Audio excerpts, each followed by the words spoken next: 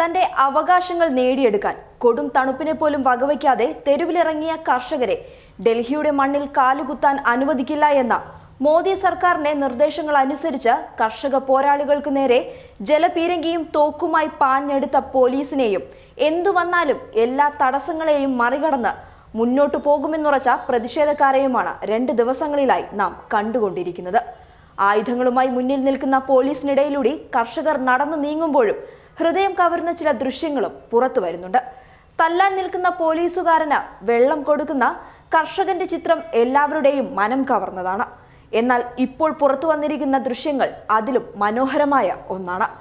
കർഷകരെ തടയാൻ നിൽക്കുന്ന പോലീസുകാർക്ക് ഭക്ഷണം സൗജന്യമായി ഉണ്ടാക്കി വിളമ്പുന്ന ഹരിയാനയിലെ കർണാലിയിലുള്ള സിഖ് ഗുരുദ്വാരയുടെ ദൃശ്യങ്ങളാണ് ഇപ്പോൾ പുറത്തു വന്നിരിക്കുന്നത്. യൂണിഫോം ധരിച്ച ഡസൻ കണക്കിന് പോലീസുകാർ 2 വരികളിലായി പരസ്പരം അഭിമുഖമായി ഇരിക്കുന്നതും ലങ്കാറിലെ സന്നദ്ധ പ്രവർത്തകർ ഭക്ഷണം വിളമ്പുന്നതും ദൃശ്യങ്ങളിൽ വ്യക്തമായി കാണാം. പോലീസുകാർ ഭക്ഷണം കഴിക്കാൻ ഇരിക്കുന്നതിനരികിൽ ലാത്തിയും ഷീൽഡും വച്ചിരിക്കുന്നതും ദൃശ്യങ്ങളിൽ വ്യക്തമാണ്. കനാലിന് മുകളിലുള്ള മേൽപ്പാലത്തിലാണ് പോലീസുകാർ ഭക്ഷണം കഴിക്കാൻ ഇരുന്നിരിക്കുന്നത്. ഭക്ഷണത്തിന് ചിലരൊക്കെ നന്ദി പറയുന്നുണ്ട്. ഒരു തരത്തിലുമുള്ള വിവേചനവും ഇല്ലാതെയാണ് അവർ ഭക്ഷണം വിളമ്പുന്നത്. വഴിനീളെ തടഞ്ഞ പോലീസിനെ മുട്ടുകുത്തിച്ച് ഡൽഹിയിലെത്തിയ കർഷകർ സിഖ് അതിർത്തിയിൽ തന്നെ തുടരുകയാണ്. പ്രതിഷേധിക്കാൻ സർക്കാർ അനുമതി നൽകിയ സ്ഥലത്തേക്ക് പോകാൻ വിസമ്മതിച്ച കർഷകർ ശനിയാഴ്ച യോഗം ചേർന്ന് സിഖ് അതിർത്തിയിൽ തന്നെ സമരം തുടരാൻ തീരുമാനിച്ചിരിക്കുകയാണ്. ലക്ഷക്കണക്കിന് കർഷകർ ഒറ്റക്കെട്ടായി മോദി സർക്കാരിന്റെ കോർപ്പറേറ്റ് സ്നേഹത്തിനെതിരെ തിരിഞ്ഞിരിക്കുകയാണ്.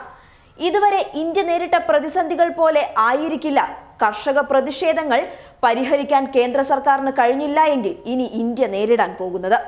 ഡിസംബർ 3-ന് ചർച്ച നടത്താമെന്നാണ് കേന്ദ്ര കൃഷിമന്ത്രി നരേന്ദ്ര സിംഗ് തോമർ കർഷക സംഘടനകളെ അറിയിച്ചിരിക്കുന്നത്. News desk public Kerala. Mama's dishwash liquid, soft on hands.